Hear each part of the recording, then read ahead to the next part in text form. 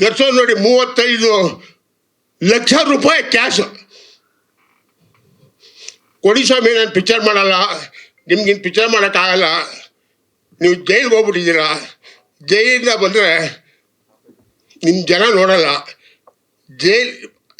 Sir cinema ಅಂದರೆ drama ಅಂದರೆ ಕಲಕಲ ಇರೋ ಸರ್ ಹೀರೋ. ಅವಾಗ ರಾಜ್ಕುಮಾರ್ ಮನೆ ಬುಟ್ಟಿ ಜಮತಾ ಇರಲಿಲ್ಲ. ಏನಕ್ಕೆ? ನಾನು ನೋಡಬಾರ್ದು, ಯಾರು ಜನ ಸ್ಕ್ರೀನಲ್ಲಿ ನೋಡಬೇಕು,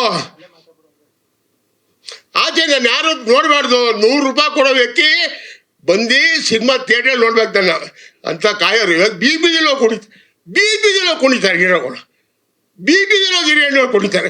ಯಾರಿಗೆ ನೋಡ್ತಾರೆ ಥಿಯೇಟ್ರಿಗೆ ಬಂದು ಸಿನಿಮಾ? ಮಾನ ಮರ್ಯಾದೆ ಬೇಡ ಅವ್ರಿಗೆ. ನಮ್ಮ ಹತ್ರ ದುಡ್ಡು ತಗೋತಾರೆ, ಅಲ್ಲೋ ಟಿವಿ ದುಡ್ಡು ತಗೋತಾರೆ. ಏನ್ರಿ ಅದು ಅನ್ಯಾಯ?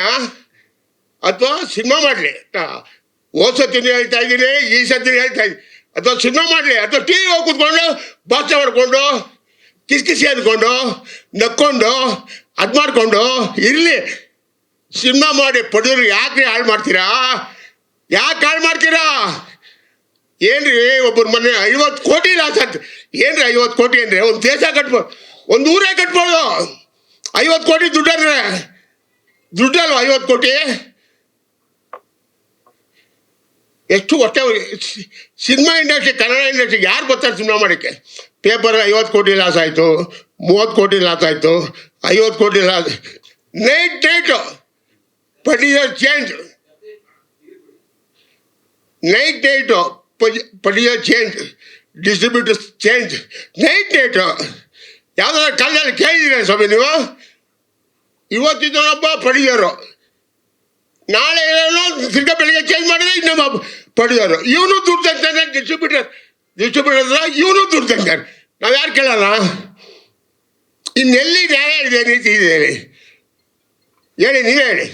ನನ್ನೇನು ತಪ್ಪಾದರೆ ಸಾರ್ ನೀವು ತಪ್ಪು ಮಾತಾಡ್ತಾ ಇದ್ದೀರಿ ಅಂತೇಳಿ.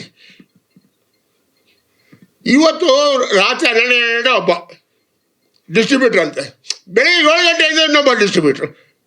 ಇವನು ದುಡ್ಡು ತಗೊಂಡ ಅದು ನ್ಯಾಯನಾ? ಯಾರು ನಿಮ್ತಾನೆ ಸಿನಿಮಾ ಅಂದರೆ? ನೀವೇ ಹೇಳಿ. ಒಂದು ನ್ಯಾಯ, ನೀತಿ, ಧರ್ಮ ಅನ್ನೋದಿಲ್ವಾ?